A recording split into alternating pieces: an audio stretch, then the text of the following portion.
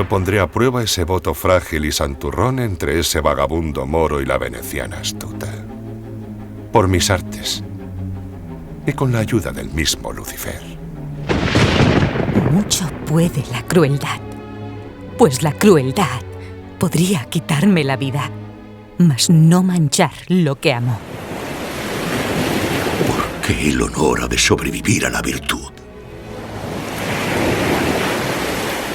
Nombradme un palacio donde indignidad o vileza no penetren.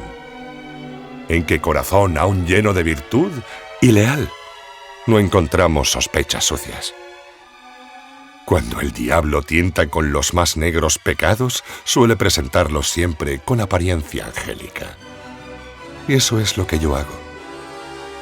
Una red construiré, con su propia virtud, donde todos queden atrapados. Otello de Verdi. Estrena l'1 d'agost de 2015. Una producció del Festival Castell de Peralada, el clàssic de l'estiu.